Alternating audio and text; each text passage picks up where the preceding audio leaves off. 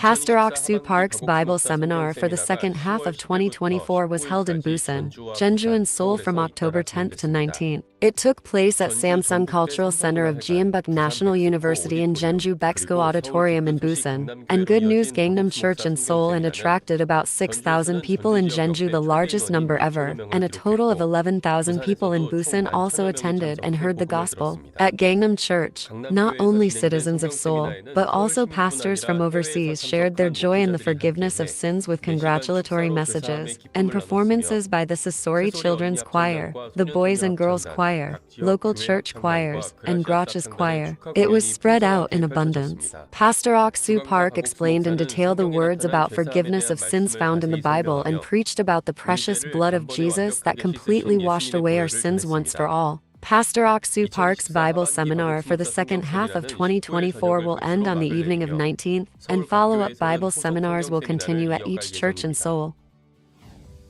From 13th to 15th, Good News Jeonju Church held a follow-up Bible seminar following Pastor Ok-soo Park under the theme of the blessings that come after the forgiveness of sins. As a follow-up Bible seminar, it was an opportunity for new believers to become closer to the church by reflecting on the gospel they heard at this Bible seminar. On the same day, Good News Bundang and Yeoju Church's Bible seminars with Pastor Hong Oh-yoon and Pastor Seo Young-woo. At the Bible seminar, people who were met through activities like silver classes and exchanges with foreign students attended and heard the gospel, and members of each church expressed their impressions that it was a time to grow their faith under God's promise. On 12th, Paraguay IYF held a Korean Day event where people experienced Korean games, culture, and food to celebrate Hangul Day.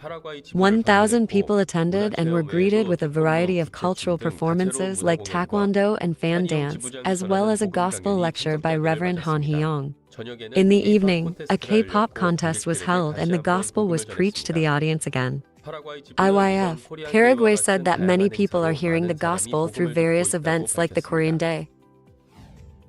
Good News Incheon Church held an outdoor worship service on 13th, inviting the whole family to come together. Multicultural families and neighbors were invited to listen to the sermon, have a meal, and share their thoughts. In the morning, they heard a sermon at Incheon Church Chapel, and in the afternoon, they held a colorful sports competition in the playground of a nearby elementary school in which all departments could participate. The Incheon Church reported that attendees had a happy time at the outdoor worship service. On 13th, there was a regular concert by the Lawn Tree Choir, a joint choir from the Daejeon area, at Good News Hanbat Church. The audience, including the members' families, acquaintances, and friends, filled the auditorium, and the concert was held in various parts.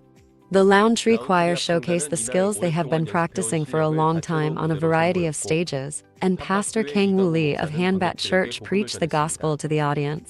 The Lawn Tree Choir expressed its joy that families could hear the gospel through this regular concert.